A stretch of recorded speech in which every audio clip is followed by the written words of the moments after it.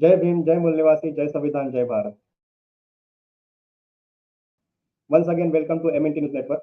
Today is Sunday, and today also we are going to discuss on one of the very important topic, and that topic is related with the upcoming elections. Basically, as we know, the Lok Sabha election dates are announced, and very soon the elections will be organized in various phases. An entire month of April to May will be in the elections.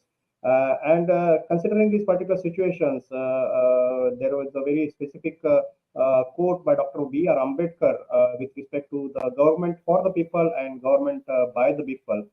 So, and he once said that it is not enough to be electors only, and it is necessary to be the lawmakers. So it is not only enough to be electors only, but it is necessary to be the lawmakers. Otherwise, those who can be the lawmakers will be the masters of those who can only be the electors.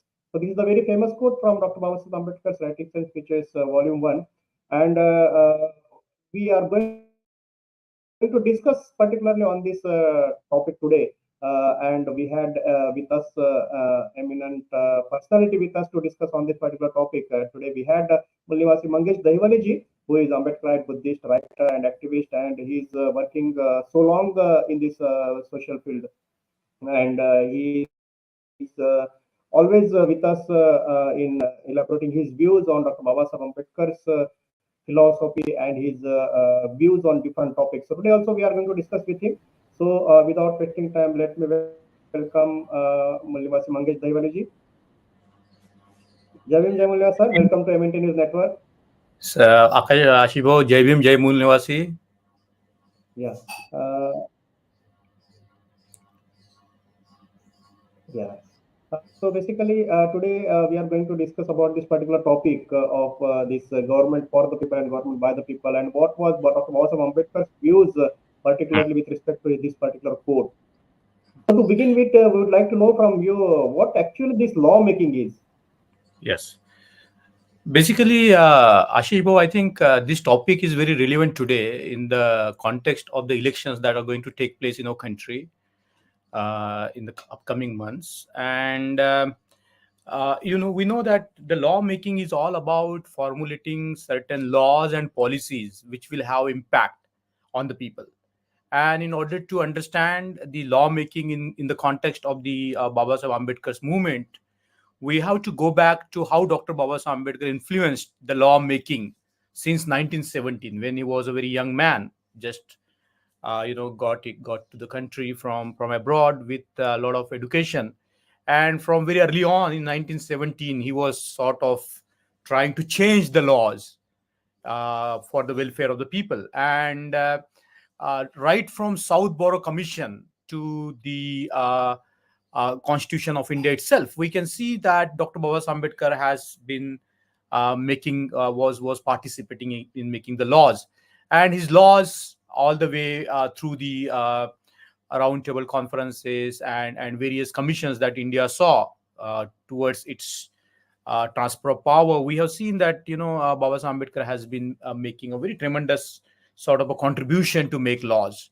And prior to that, also, if we look at the history of particularly social laws, we can see that that was inbuilt in the governance of Ashoka and also Shivaji and also Shahu Maharaj. In fact, Shahu Maharaj has brought so many laws which were beneficial to the people, not only the social laws but also economic laws. Likewise, that's what Babasaheb Ambedkar did from his very early on when he started his career in 1917. So lawmaking is about making the policies or the rules or the giving the direction to the government, to the governance. So basically the laws are made in order to meet certain ends, to solve certain problems, to create certain kind of a vision or a society. So in the context of Babasaheb Ambedkar, his law making was always about how to make India a truly democratic country, isn't it? So in the context of today, there are two things, the governed and the governed. Yes. So when it comes to the governance, We would like to know. Yes, Yeah. bro. Yeah. Just Yeah. you are discussing about the governance of the people and by the people. Yes. So in the same context, we would like to know how Baba Sahib's thought came into picture, and what is Baba Sahib's contributions in making this India a really democratic republic. Right. You see, basically, Baba Ambedkar always sought after the democratization of the country. And he was, we can say, he was the philosopher of democracy. And he was somebody who actually gave his life to make this country a democracy, a true democratization of the Indian society. And in order to have the democratization of any society, you need three things basically. What you need is you need a democratic form of governance without which you cannot have a democracy or the democratization of the society. Secondly, you need right to vote for all. If you do not have the right to vote for all, then the democracy means nothing. And that's what Baba Ambedkar has done. Right from his earlier career, he has tried to talk about universal adult franchise, and that was very new. Do you know, in the Indian context, when we think about the roundtable conferences where nobody was talking about the right to vote for all, and it was Dr. Baba Ambedkar was making a point. He was putting across a point that all the Indian citizens have right to vote, and that's what actually actualized in the 1952, the first election. The limited adult franchise was transformed into the universal adult franchise, and anybody who was about 21 years old at time, they were entitled to vote. All the citizens, irrespective of the caste, irrespective of the gender, irrespective of their social and economic background. And I think that's the second condition is very important for the democratization of any society, is to have the right to vote for all. And the third and the most important thing in our context is to have the adequate representation for all. If you just have the representation for the handful of people, and they are dominating all the organs of the policy making or law making, then that society cannot be called the truly democratic society. So the third condition that Dr. Baba Ambedkar was pushing for was the adequate representation for all. And that's how we can see that Dr. Baba Ambedkar had played a very important role, a key role in making India a democracy. It's not just about constitution. Constitution came in 1950, and the constitution making process began in 1946. But prior to that, there was a lot of things that Dr. Baba Ambedkar put in place to ensure that the India becomes a truly democratic republic. Right, right. So, regarding this Dr. Babasaheb Ambedkar's overall vision of making India a very democratic country, and his continuous effort right from the Sub Bureau Commission till the independence of India, and again in the Constitution of India. Considering all these views, we would like to know what was Dr. Babasaheb Ambedkar's vision regarding this democracy in India, not only for a short term, but considering a long term impact of a vast country with various caste, religions, and entire the traditional culture. Each and everything is very different and very spreaded. So, considering all these different aspects of India, what was Baba Sahib Ambedkar's vision for the democracy in this particular India?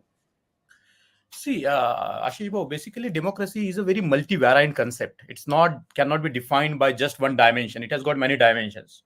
And one of the dimensions that we talk about and Baba Ambedkar talked about in the context of the aim of the Republican Party of India was in the context of the definition which Abraham Lincoln gave: by the people, for the people, and of the people. And then he went on further. He brought the thoughts of a very great political philosopher, Bagehot, where he talks about the democracy is the governance by discussion, isn't it? It's a governance by discussion. If there is no discussion on the various aspects of the diverse groups in the society or in the country, if there is no discussion, if there is no deliberation, we can call it a deliberative democracy as well. Then it's not going to achieve the requisite goal. But for Baba Ambedkar, he goes much more deeper than what Abraham Lincoln. He of course accepts their definition, but he goes deeper than. He says that democracy is a mechanism by which the peaceful social and economic revolutions can be brought without shedding a drop of blood. And I think That's very important, that democracy has also become a kind of an instrument to bring the social and economic democracy. And if we remember Baba Sahib Ambedkar's very famous speech in the parliament, where he clearly talks about the contradictions in this Indian society. On one hand, we have the parliamentary democracy. And as early as 1943, Dr. Baba Sahib Ambedkar has cautioned Indians that be aware of parliamentary democracy. And he said that if there is the tissue and the fabric of the social and economic democracy is not strong, then the parliamentary democracy is not going to work. Because he also goes into the history of the democracy. He says that the democracy emerged to contain the rule of the autocrats, of the dictators in the beginning. And that's what happened in the French Revolution. That is what happened in the colonial context of America. The democracy emerged as giving, power to the people and taking the power from the hands of a few people. But that had certain goal. It led to the French Revolution and so on and so forth. But when we look at the in the context of Germany and Italy, we have seen that the parliamentary democracy has taken up even the shape of Nazism and fascism. And that's what we begin to see happening in this country. If there is only parliamentary democracy, if there is only, when we talk about a numerical democracy, it's not going to work unless there is at the root of it a strong social and economic fabric. And that's why Baba Sahib Ambedkar says that there are dangers to the democracy. He says that if there is an existence of a governing class, and we know that in Indian context there is a class caste governing class in this country, which we can call Brahman Bani axis. And if there is an existence of a ruling class, then it's a threat to the democracy. The existence of a ruling class or a governing class which perpetuates the hold over the power is antithetical to the democracy. And the rule of the government, the democracy, is to bring what we can say the rule of the survival classes.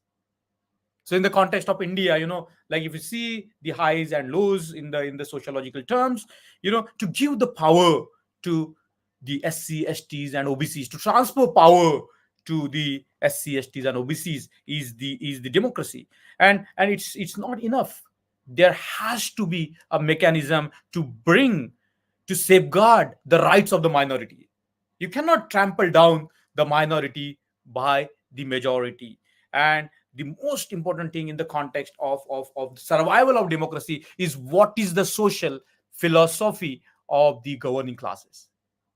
Now, needless to say that in the Indian context, the social philosophy of the governing classes is casteism, is communalism that we see rampant in our country today.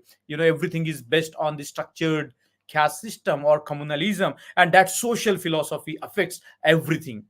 And if we have a social philosophy that doesn't believe in liberty, equality, fraternity, dignity of the individual, integrity of the nation, and the peace and prosperity, then that social philosophy is not for democracy. So these conditions that Dr. Baba Sahib Ambedkar has given us, that if there is a governing class, the existence of the governing class is an enemy of the democracy. The goal of the democracy is hand over power to the so-called survival classes to safeguard the rights of the so-called oppressed classes and to counter the social philosophy. That's why Dr. Baba Sahib Ambedkar very famously said that my social philosophy is not based on any thing like Manusmriti. As we see, the philosophy of the governing classes based on the Manusmriti said that my social philosophy is enshrined in three words: liberty, equality, and fraternity. And that's what he has done when he made a constitution law. When Dr. Baba Sahib Ambedkar drafted the Constitution of India and gave us a very a powerful constitutional law, he included the social philosophy there, the social philosophy of liberty, equality, fraternity, justice, dignity, and the individual in the integrity of our country. So I think if we look at the whole conception of Baba Sahib Ambedkar, we can see that what he was trying to do is to really get India to on the track towards a social, economic, moral, ethical, intellectual democracy. His concept of democracy was very deep. It was not just based on one man, one vote. It was based on one man, one person, one value. And I think that's very profound way he has, given us the total conception of democracy. Yeah, yeah, yeah. Right, rightly pointed out, Mangesh. Actually, if we see the overall development right from the 1951 first election and till date, basically what are the developments that happened in this social awareness aspect and India making a more democratic way and the role of the majority ruling party as well as the opposition parties Right. and overall democratic principles of this Constitution of India and Dr. Baba Sahib's visions are considered. Yeah. So, considering all these developments, right, from 51 to till date, how do you see that did India fail Dr. Babasaheb Ambedkar and understanding Dr. Babasaheb Ambedkar, and how basically you can visualize this particular scenario? Basically, in the history of a country, Dr. Babasaheb Ambedkar was the only person who was devoted to the welfare of people. And in fact, when he talked about the role of the democracy today, he talked about the democracy in terms of the welfare of people, welfare of all. And I think that's a very profound concept that Dr. Babasaheb Ambedkar has brought into play. And he was, of course, talking about the economic democracy, where the people will have right to work, they will have right to education, they will have right to health, they will have right to all the things that sustains their lives. And that was a very deep conception of Dr. Babasaheb Ambedkar. And of course, the constitutional vision that he brought into play when he drafted the Constitution of India. Besides that, there are many other things that Dr. Babasaheb Ambedkar wanted to do. What happened is, as a country, we have failed the great visionary who built our country, Dr. Babasaheb Ambedkar. We are miserably failed in all the terms. For example, when we look at the class divide, there is a huge gap between the rich and poor. And when there is a huge gap between the rich and poor, we cannot call that society a truly democratic society. That's number one. When we talk about the sociological facts of the India, politically we have the political democracy, but sociologically the country is still divided into 8,000 castes.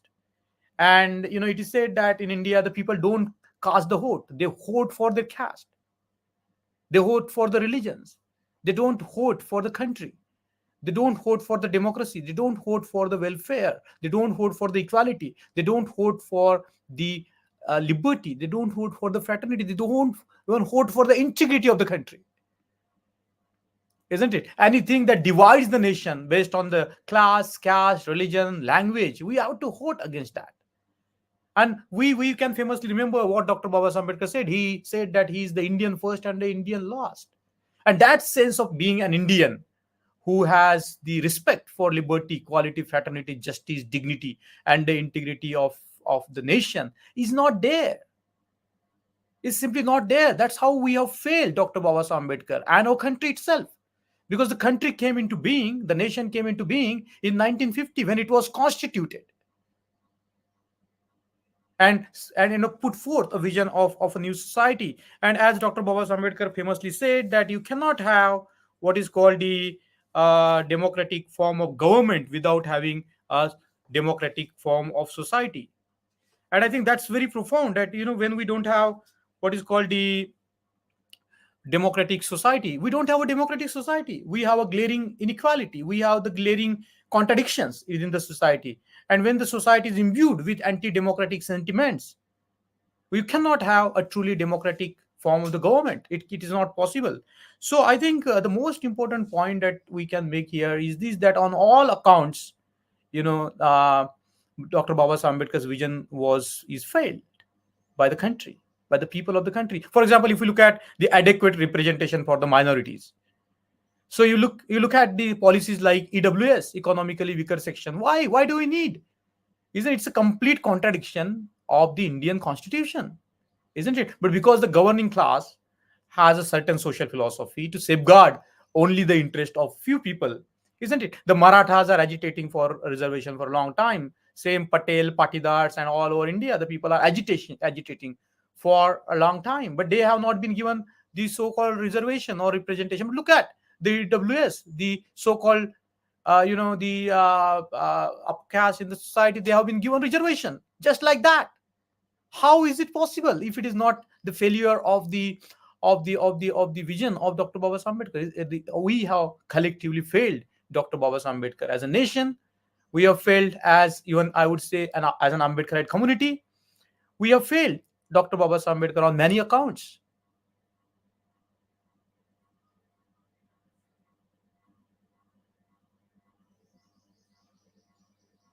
Right, right.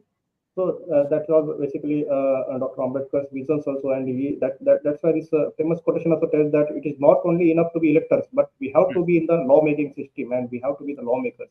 So Yeah, yeah. considering all these his philosophy and his thinking and his vision, how will the governed people they can become the governors according to Dr. Babasaheb Ambedkar? What was his thinking? How did he see that the governed people can also become the governors, the electors can also become the lawmakers? How Yes. his vision of Dr. Babasaheb Ambedkar you analyze? Basically, see, there are many ways by which we can look at this, isn't it? That the governors, the govern, and the governor, the ruled and the ruling, and basically the democracy is all about transforming power to the transferring the power to the ruled from the hands of the rulers, isn't it? It's a very dynamic process that has to take place. You cannot have the power in the hands of a few people forever. That becomes a dictatorship. That becomes an authoritarian country. That becomes a complete fascist sort of a society. We cannot have that. And therefore, Dr. Baba Ambedkar has very conclusively has given us a strategy how we can work it out, particularly to his followers. He said, for example, if you have to have to govern, you have to have a political party in the context of a democracy. An individual cannot rule. It's the party that rules, isn't it? So we have to have a political party. Now, to merely have a political party, it's not enough. The party should be driven by the class consciousness. If we do not have that driver of a class consciousness, we cannot have a political party. It can be just a technocratic way of doing things, but a party has to be driven by certain ideology. In the case of Baba Ambedkar, the ideology of transfer of power to the 85% of India's population, which is not there. And that's what we call Bahujan today. That's what Dr. Baba Ambedkar has defined democracy as: welfare for all, the Bahujan Hitai and Bahujan Sukhai. And if you look at the ideology, is very important. And the ideology is not just exist in vacuum. The social philosophy itself becomes an ideology. The social philosophy of liberty, equality, fraternity, dignity, justice, and the integrity of the nation, that itself becomes what we can say the ideological driver of a political party. And the political party cannot come into existence without the leaders. We need leaders, and that's what Dr. Baba Ambedkar was talking about at the end of his life, that we need to have leaders in the society who can talk, who can communicate, who can articulate, who can have the power of persuasion. And in fact, he wanted to lead a course in the Million College to teach people how to make the public speeches. The fourth important thing that Dr. Baba Ambedkar wanted to put in place was itself done when he was alive: Ambedkar School of Politics and Economics, that was created in Pune, and it has its own organizational structure and a few batches: how to train people in politics, how to train people in economics, and the name itself is very beautiful: Ambedkar School of Economics and Politics, isn't it? So there is, we can call it democratic school of the politics and economics. So basically, Dr. Baba Ambedkar very early on started off with a political party. So when there was even the limited franchise, he started off with what is called the Independent Labour Party, and then All India Scheduled Caste Federation, and then RPI, and all the way up. We can trace the evolution up to the Bahujan Samaj Party through BAMSAFE and so on and so forth. So basically, what we need to do, and I'm going to look at what Baba Ambedkar has given us the kind of the political party principles. Because without a political party, the individual cannot have access to the power. There has to be a political party in the democracy. So what Dr. Baba Ambedkar has given us as a way of roadmap is a very clear roadmap. He says that, in order to be in the parliament, you should have a political party, and the success in the politics depends on the following things. One is, we have to understand that the politics is the game of the possible. So there is nothing theoretical about, we can of course resort to a lot of theories, but the most important thing is to understand that the politics is about is the game of the possible. So what are the possibilities that are possible in a given context? If we shut down and bring something impossible in the realm of politics, it's not going to work. And I think this is a very profound statement of Baba Ambedkar. He says that politics is the game of the possible. What is possible? How we can ally? How we can form those kind of alliances? How we can go ahead? And the second thing is very important when Baba Ambedkar talks about politics is, in politics, study of temperament and character rather than intellect and theory is important. So we have to understand what is the temperament of the people, what is the emotion of the people, what is the character of the people. We cannot always talk in terms of the intelligence or data or statistics or theory. More than that, we of course have to use intelligence, we of course have to bring in theories, but more than that, what is important is the psychology and the sociology of the people. And the third thing is that in politics, it's strategic to aspire for organic change in thought and institution, and trace on small reforms with respect to social structure is very important. We have to always go back to the ground plan as to why we are doing this. So why we are doing it is very clearly mentioned by Dr. Baba Ambedkar as to how it is going to affect the social structure, whether it's going to perpetuate the social structure or whether it's going to change the social structure. And therefore, in politics, it's very important, very strategic to aspire for organic change. We cannot force the change. We have to aspire for the organic change in thought and institutions. There are social institutions, caste institutions. Institution is a very broad word here, isn't it? And we have to trace on even small things that can have a big impact on the social structure. And therefore, I think it is very important for us to, when we talk about how to become a lawmaker, the path goes through a political mobilization, party mobilization, and the party mobilization is very important. And also is very important to follow certain structures in the political party organization. Is this that there has to be a strong group of people at the center of any political party which is devoted to the vision. Imagine Dr. Baba Ambedkar was a single person, but he achieved so much. He achieved so much because his integrity was very strong. He was deeply committed. And there, of course, we need the people who are technocrats, who are professionals in terms of running the party structure. And there will be a lot of people coming and going outside of the party. It happens with all the parties. And it's very important to understand that people are not interested in principles and policies, because the people are driven by certain things. They are interested in accomplishing things. They want something concrete, tangible. If we are only talking about the principles and the policies, it is going to put off people. We have to achieve small achievements and accomplish things. And therefore, the party, as Baba Ambedkar says, must bring concerted action. The action of many individuals together, not just one individual, two individuals. It has to bring the concerted action, and the things or whatever job the party is undertaking can only be accomplished not by individual voice, but by concerted action. And I think this is very important, that what Baba Ambedkar has said.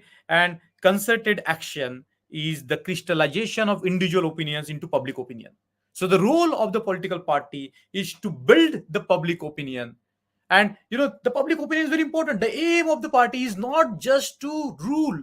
The aim of the party is also create public opinion, because then public opinion gets inserted into the policy mechanism.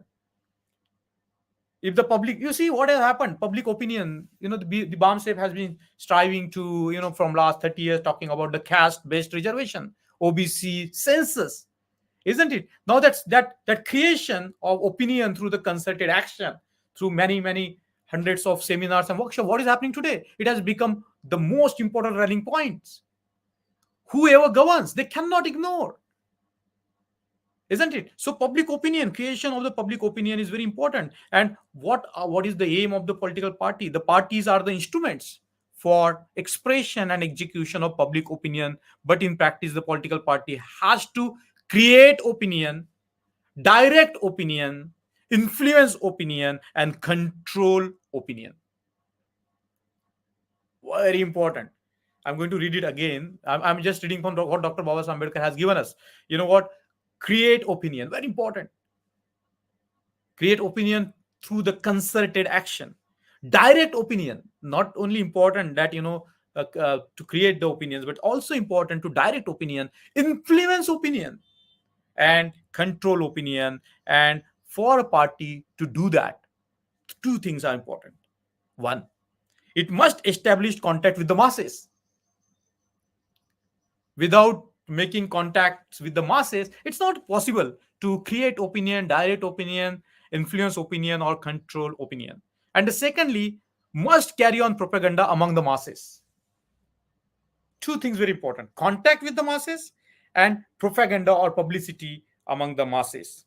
And if we can have a party structure, then combining the individuals into a political party is not difficult. And for that you need a lot of free individuals, you need a lot of courage. It's not easy to fight the political battle. Is not easy, it's very difficult. And for that you need committed people, free individuals, and courageous people. And then only we can combine the people together to fight the political battle. The freedom of individuals is important, and the freedom comes from courage, and courage is born in combination of individuals into party. Now this is very significant. The people become courageous if they have an organization, if they have a political party, if they know that they are not alone, there are people with them who are fighting the similar battle. And I think these insights of Dr. Baba Ambedkar are very important. I think sometimes I say that we need to reflect on every single sentence that Dr. Baba Ambedkar has given us, because he has spent so much of his intellectual resources, so much of his experiences into giving us, handing over to us something very precious. And that's why it's very important that we need to go back to Dr. Baba Ambedkar's writings and speeches again and again. And there is a lot that can guide the communities, and we don't have to worry about anything, isn't it? This community has gone through the worst phases, isn't it? The community has faced worst kind of the challenges. And the most important is to have courage. If we want to become the ruling classes, the most important thing that we need to have is the courage to face any difficulty, any oddity with fearlessness. And we don't have to worry about what's happening outside, who is coming to power. When was the power in the hands of the Bahujans in this country? Never. So our goal is to really create conditions so that the new politics can emerge, the new political parties can emerge, the new individuals can emerge. And I think that's what is important, to create conditions. We are going through very difficult times in our country today, in terms of the rejection or no respect for the democratic rules and constitution. That's happening, isn't it? There is a denial of legitimacy of the other political parties. There is a use of violence to create the polarization among the communities. That's happening. And there are no civil liberties, isn't it? Either you will be gagged by different state agencies if you don't follow a particular way. So I think we are in a difficulties in terms of the politics and democracy in country. But we have Dr. Baba Ambedkar's vision, we have his life available to us, we have his all the strategies, if we look at, available to us. And if we can you know bring in the intellectual, moral, ethical democracy, on the mass level, through our mass reach out, as Dr. Baba Ambedkar said, create opinion. And I think that process is taking place. It's not that nothing is happening. There are many individuals, many organizations who are more than ever committed to the ideology of Baba Ambedkar. And I reckon that day is not far when the community, which is very engaged intellectually, will not have an impact on their country. And the impact we can see today in terms of the debates that are taking place, in terms of the newspapers. Even if there is an autocratic form of government, we can see that a lot of people talk about, they refer Dr. Baba Ambedkar. And I think we just have to strive, we just have to struggle. Well, Correct. Right, sir. Very rightly pointed out on overall the vision of Dr. Baba Ambedkar towards how to become a lawmaking, as well as the how a political party should be and what basic principles it should have in running the and representing the Bhutan society. So finally, we are almost toward the end of the session, and we would like to know a message from you to our viewers, considering all the scenarios, whatever are going on, and on one side that part, and the other side the principles of Dr. Babasaheb Ambedkar towards the political era or political area of his thinking. What message you would like to convey to our viewers? see, I would say that in the history of the world, we have not seen a figure like Dr. Baba Ambedkar, who has worked in a situation which was hostile to him from all directions. He had no money, no resources, he had no people, he had no educated mass with him, and he was single-handedly moving forward. So he was a giant of an intellectual, he was a lion of a person. But even then, I think the most important thing that we can see in Baba Ambedkar is the courage. He had this tremendous courage to fight anything. You bring any problem to him, and it's not that he won't fight it. And in order to fight any problem, what you need more than intelligence and more than any other trait is the courage.